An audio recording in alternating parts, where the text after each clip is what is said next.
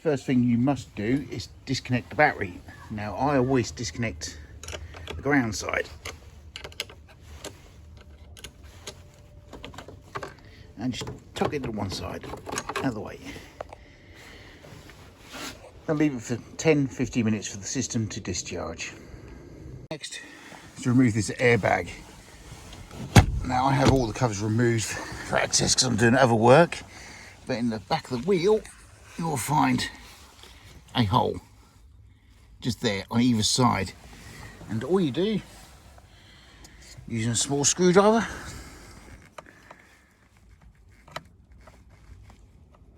locate until you find the spring clip.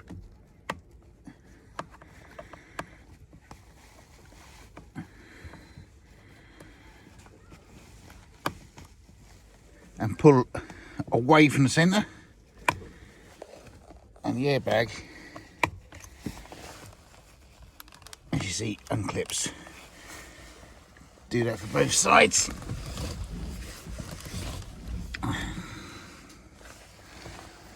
Screwdriver in the hole.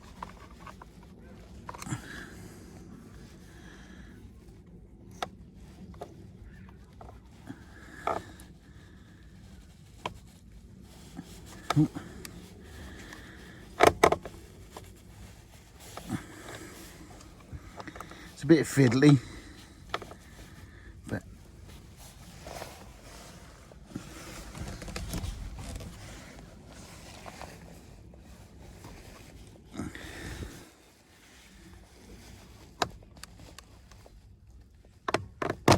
and there you go.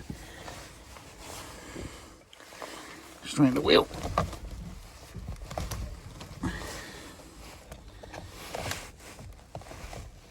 You can lift the airbag clear and disconnect the two plugs on the top.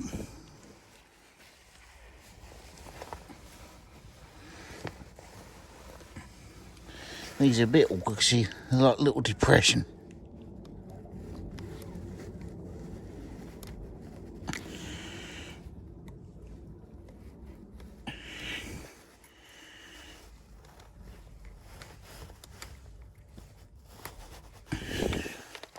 Release the tab first and then pop out.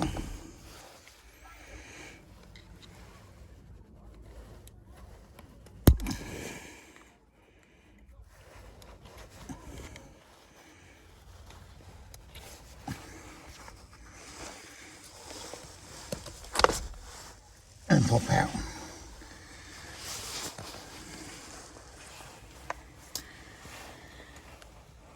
Nope, one airbag. Right, using a torque socket, undo this securing bolt. Apply steering lock first. Undo this securing bolt, you will need a Torx T50. Now you will find that it may be awfully tight because it has Loctite around it. Now I've already loosened this one off, so I'm going to use my impact gun to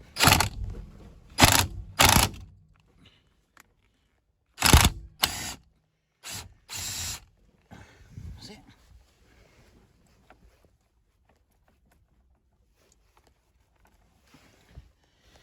And there you have it. Unbolt. Right. Now carefully depress the tab on the plug and unplug, and then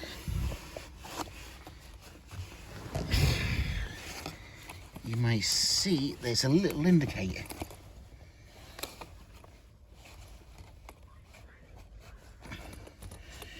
The steering boss, it should line up with the steering wheel. This one is still perfectly aligned. Just grab the wheel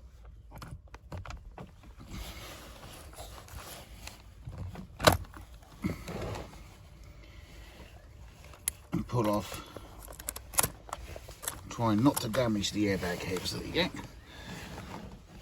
That's the wheel off.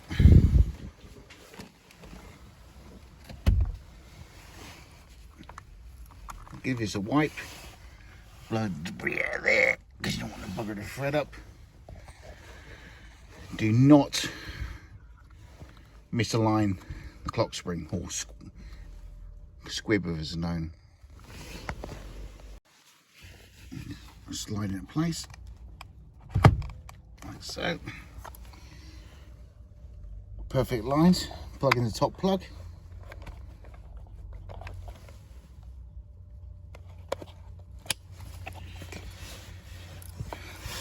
Refit the bolt.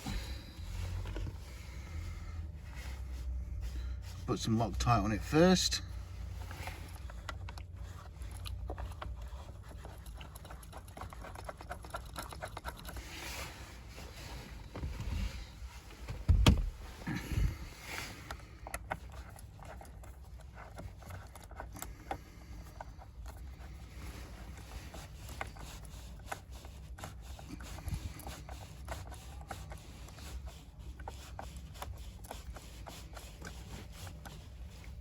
Torques that up to the right setting.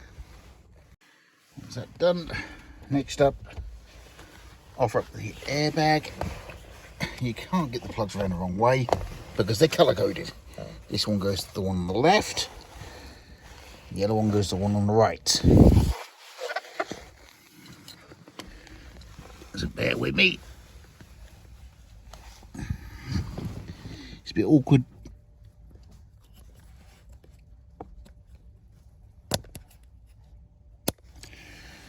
Single-handedly,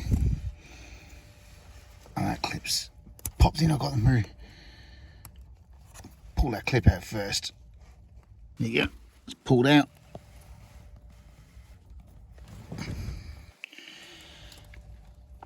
Push in and clip, and offer up the airbag, and just simply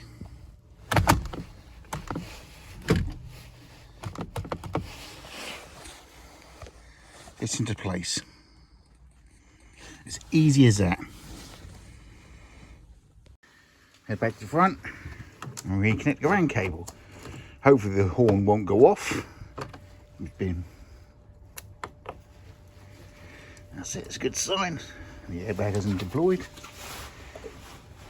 Just tighten that up once I find my trusty 10mm spanner.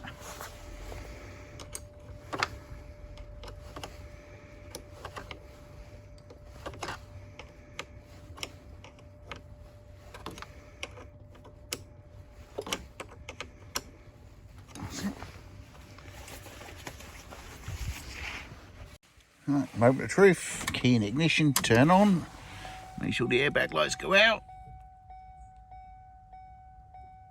which they have, and there you have it, how to replace a Vauxhall Insignia Mark 1 steering wheel, and also upgrade if you wish to a nice VX line wheel. Now, this is the first in many videos for this car. I have a lot of work to do on this. I purchased it rather cheap as the next project. I need an engine replacement, which I have got a spare. I'll be adding a Bluetooth as well as DAB and changing out the interior and more. So this one will run alongside my Mondeo channel, watch list, whatever. I can't think of the word right now, tongue-tied. But yes, I have more work to do on the Mondeo Mark IV as well, i.e. a adaptive front light and headlamp upgrade, climate control upgrade, Bluetooth upgrade, or adding Bluetooth, and most certainly keyless entry at the same time with start button. There's a lot of work to be done on that car, which at the moment is a bit awkward. It's my daily run around, so I don't really have the time to take it off the road to do it. But in the meantime, if I can get another car on the road, even my Jag, which is still poorly at the moment, it's got injector problems, or this Insignia, whichever comes closest, so I can progress. But yes, thank you for watching. I hope you enjoyed this video. Please like and subscribe. Catch you soon.